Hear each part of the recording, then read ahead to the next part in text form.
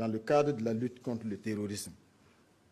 À ce niveau, ce qu'il convient d'ajouter, c'est que au moment même où nous sommes ici en train de sacrifier à cette obligation constitutionnelle de redevabilité pour le discours de la situation de la nation, il y a de grandes opérations qui sont en cours. Ce sont des opérations audacieuses, de grande envergure, dans des zones stratégiques. Et le rouleau compresseur de l'armée est en train d'écraser l'ennemi dans ces zones.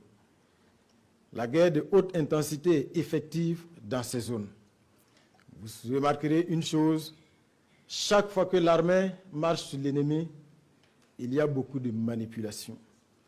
Donc c'est l'occasion d'attirer votre attention sur ces actions de manipulation qui, chaque fois que l'armée marche sur l'ennemi, ont pour seul objectif de décourager, de distraire et surtout de remettre en cause les acquis significatifs de cette marche pour la reconquête de l'intégrité du territoire. Rendons hommage à nos héros.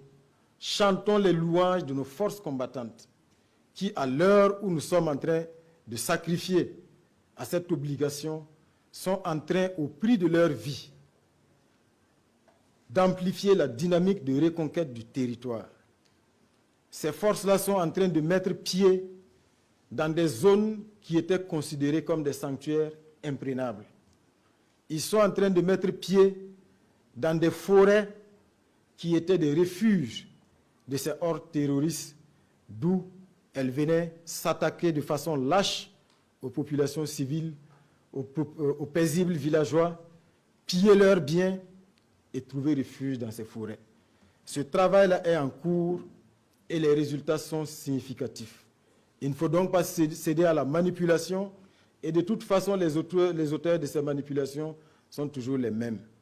Ce sont les mêmes qui dépriment chaque fois que nos forces combattantes infligent des défaites cuisantes à l'ennemi et c'est les mêmes qui ne se cachent pas de se réjouir ou d'afficher leur satisfaction quand les populations civiles innocentes sont attaquées, quand nos forces de défense et de sécurité sont lâchement attaquées.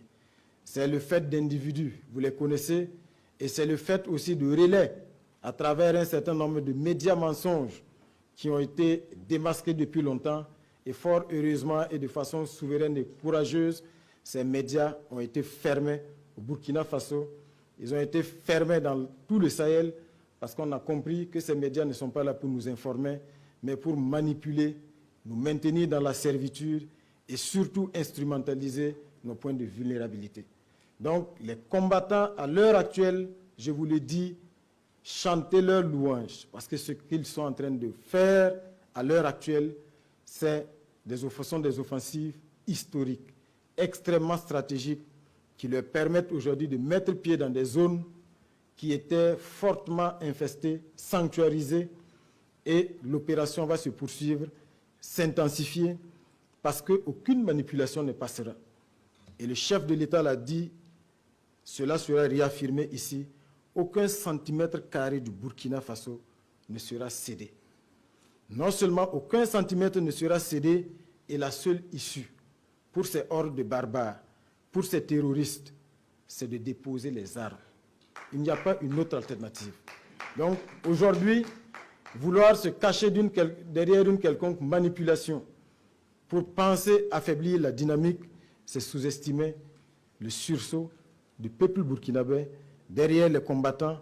Et comme je le disais, cette dynamique-là, nous sommes prêts, avec nos forces combattantes, à consentir tous les sacrifices pour que cette vision de reconquête de l'intégrité du territoire et surtout de rétablissement de notre dignité, la dignité bafouée du peuple burkinabé, soit effective. Et cela sera.